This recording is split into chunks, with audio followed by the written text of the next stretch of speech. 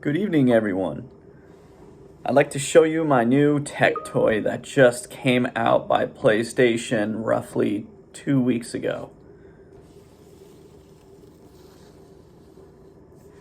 The PlayStation DuelSense Edge wireless controller for the PlayStation 5. I just barely got this and I'm so excited to show you what's all in this thing. It has ultra customizable controls, mappable back buttons, DualSense wireless controller features built in, and replaceable stick modules. I've done some controller videos before. Let me show you this one and let's get started. So it comes in this fancy box here. It's got some weight to it.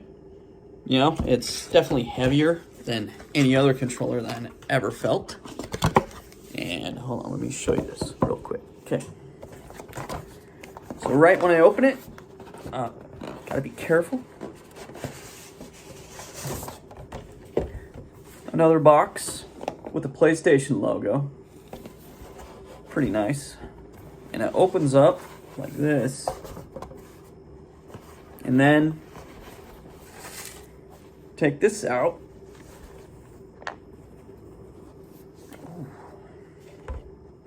Boom. It comes with its own carrying case. When you unzip it,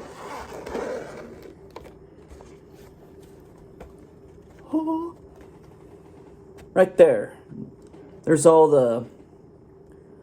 the stick attachments along with the back buttons right here, the controller, an extra charging cable too. Let me show you everything that's in this thing. So here's the controller itself. It's kind of comes with a black accent and it's definitely a little more shiny. On the touchpad I see like an X, triangle, square etched in there. It looks pretty cool. On the back it looks just like this, and you'll see those sliders right there, and that's to adjust how sensitive you want your row 2 buttons. Notice that both of them go all the way down, but if I slide them down, like I adjust them, now they only go down maybe a quarter of the length. It's pretty neat. Those 2 holes that you see right there, those are your back buttons. And in this handy carrying case comes with a couple set of back buttons. This one is definitely a little bit longer than the other. And it just kind of slips into place. Just like that. See? And that's a back button, just like that. Here's the other one. It's a little bit smaller, and it also just kind of slips into place too. Let me get the angle on this right. Don't want to break it. There we go.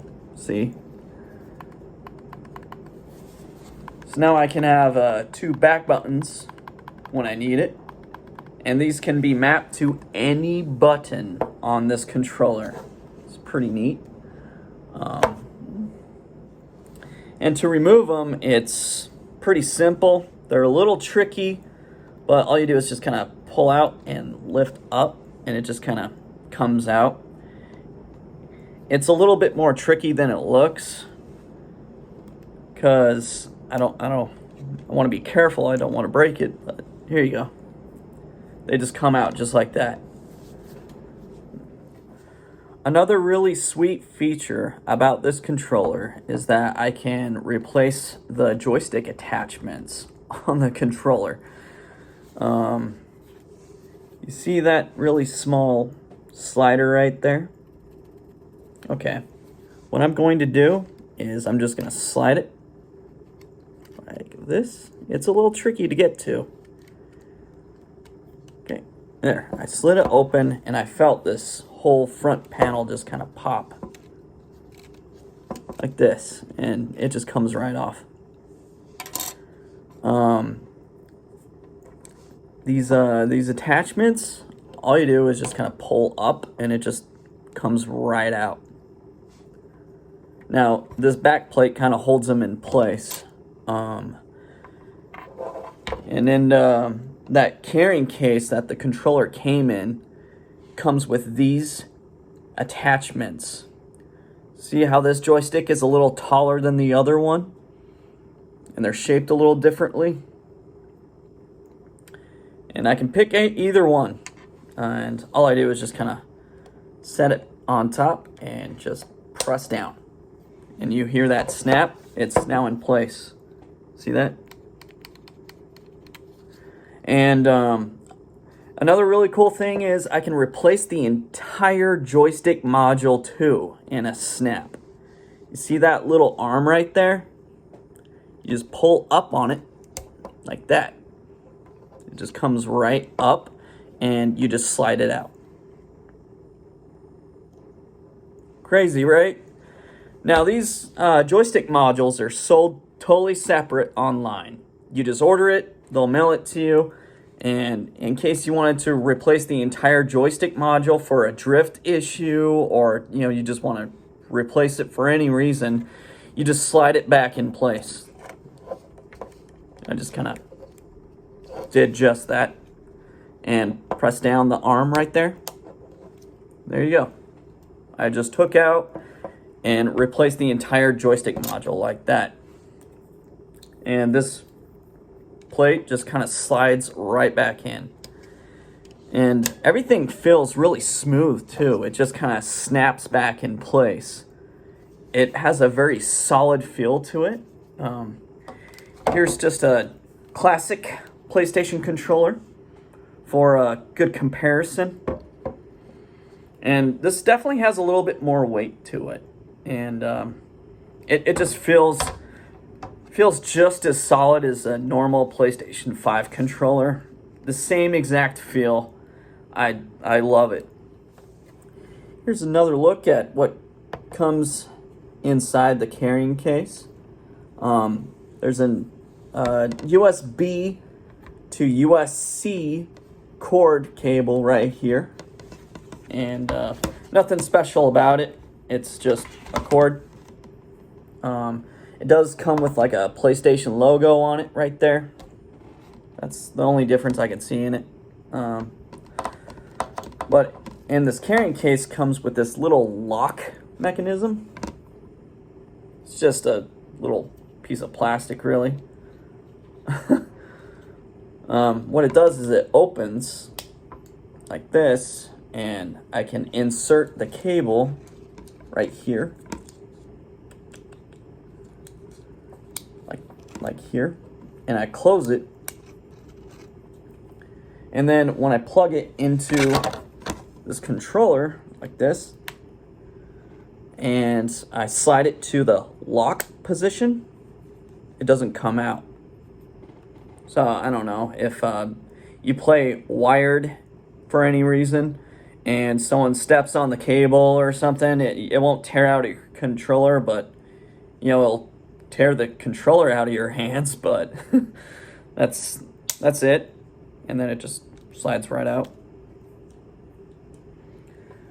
I'm not exactly sure what case you would need this, but I guess it would be handy in some instances, so it's pretty neat. I'd like to also point out that this carrying case has a Velcro door that just kind of pops open, and you can plug in your controller right there so it can charge while it's in the case. Just a simple feature. Two other buttons that are totally unique to this controller alone are these two buttons just right underneath the joysticks. And what they are used for is recalling controller profiles. So get this, you can save button configurations to this controller and load different profiles. It's pretty neat. For instance, when I play shooter games, I actually switch up the row 2 and the row 1 buttons. Why? It's just how I like it. That's how I've always played. I think that the row 1 buttons are a little bit more sensitive than the row 2 buttons. And what I can do is actually can program it in this controller, and I can program how it's normally supposed to be, like the row 2 buttons are just the way they are. And I can switch profiles back and forth in case I share the controller with a friend to take turns playing a game, or just simply loading up different button configurations according to the game that I'm playing or the weapon I'm using. It's pretty sweet. Another function for these buttons is adjusting the audio in your headphones. So if you have the PlayStation headphones like me, I can adjust the volume in the game and adjust the balance of the game volume and the chat volume. 2 completely different volumes, and it all can be done from your controller now. It's basically the same function as pressing one of these buttons. So when I'm gaming, and let's say I want to turn it up more and I want to hear more of the game than the actual chat itself, instead of taking my hand off my controller to adjust it here, I can do it from my controller right here in a touch of a button right here. All right, let me show you how easy it is to really program this thing. I'm gonna hit the PlayStation button and it'll bring me to this menu, and I go to accessories, and here's the DuelSense Edge wireless controller, and I hit controller settings, and it brings me to this menu.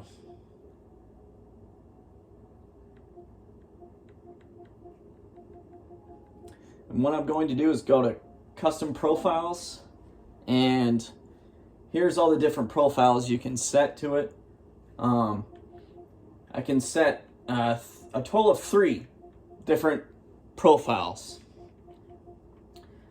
and I can assign as many unassigned profiles as I want. I'm just gonna go to create a new one, and it's gonna say, you know, what do you want to name it? I don't know what else to name it as other than user 2, I guess. Say okay, and it brings me to this menu, and it says, okay, what do you want to customize the buttons? And I can literally change any one of these buttons to another button, any button. I can set my triangle button to, let's say, the R1 button. So I hit triangle and there's R1, you know. I can assign any button assignment, really. And I just hit apply and it's saved. Another interesting thing is you can set how sensitive you want your joysticks. Right here, I'm just gonna wiggle the joystick and you can see the pointer right here just reacting. And here's a graph on how sensitive it really is, according to how hard you yank the joystick. You can adjust the curve itself. So you can say, I want it, you know, let's say steady, right? And you see the map on that curve kind of changed. And, you know, according to how hard I, you know, jerk the joystick over, it's reacting to a different sensitivity to it. I can adjust the curve adjustment right here. So you see how it just kind of makes it a little more smooth or a little bit more flat. You can, like, say right here, and here's the dead zone adjustment. So in case you want your joystick to start reacting to a certain time, see how I'm just kind of wiggling the joystick just a little bit, and you can see how the blue dot is inside that dead zone, the black circle there. I'm gonna make it a little bigger so you can see it a little better. See right here, I can wiggle the joystick and my character would not move. It's just a dead zone. And let's say I move it a little past it right here. There, they'll actually start moving, and the graph kind of shows, fingers in the way. It'll show how quickly it'll react according to that graph. And I can just adjust that to any setting I want right here.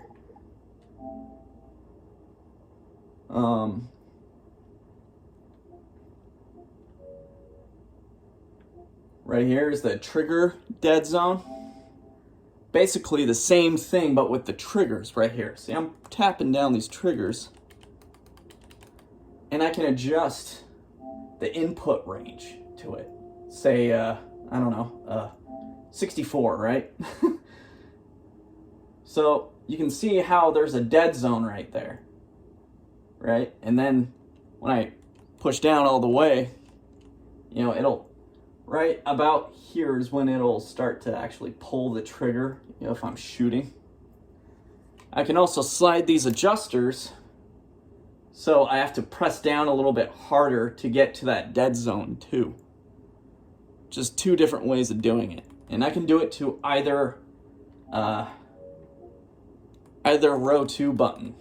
See, I can program this R2 one also, say to another dead zone. It's a little sensitive, but if I adjust this, it's now a little bit less sensitive. But yeah, so I mean, you can literally program how sensitive you want your trigger and how you want it to react to how hard you are pressing the button. It's insane. You can turn off the vibration intensity or make it strong. Trigger effect, I still have yet to really understand this.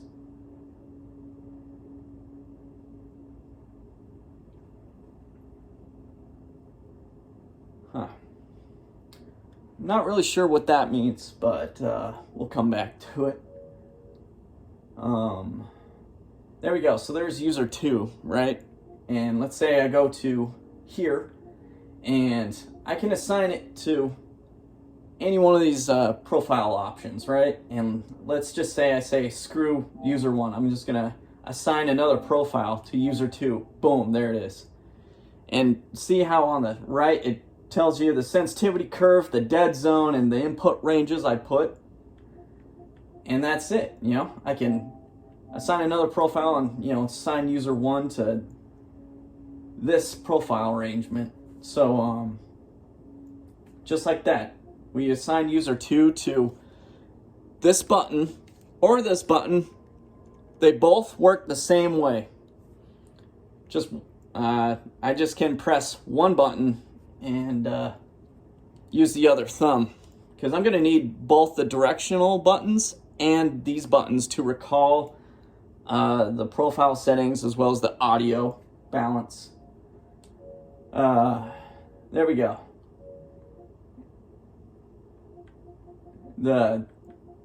I can adjust the speaker and shortcut buttons, game presets. Anyway, so that's it. I created a profile, and I have 2 different profile settings. How easy it is to recall it. You ready? I hold down this button and see that little menu. It pops up, and all I do is just hit circle, and boom, I just changed my controller profile. See, I'm trying to press triangle and nothing's happening because it's my R1 button. It's pretty neat. And if I just want to change it back, I just go to, here's user 1. Here's the default profile, and it's literally that easy and that quick.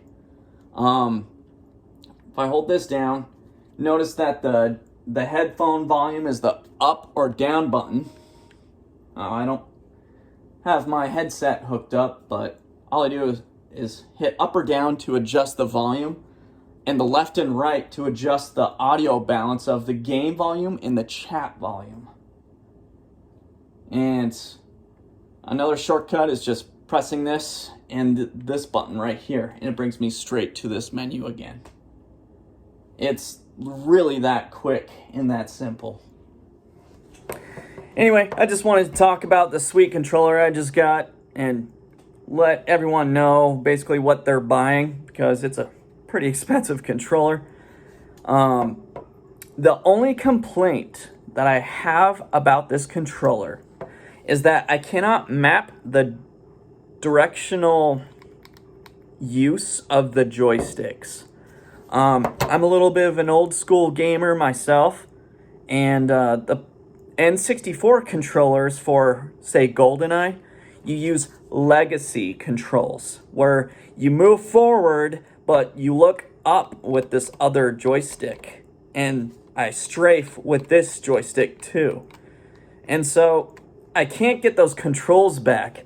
I noticed with all the controllers that you can remap all the buttons, but you cannot remap the directional use of the joysticks. That's my only complaint.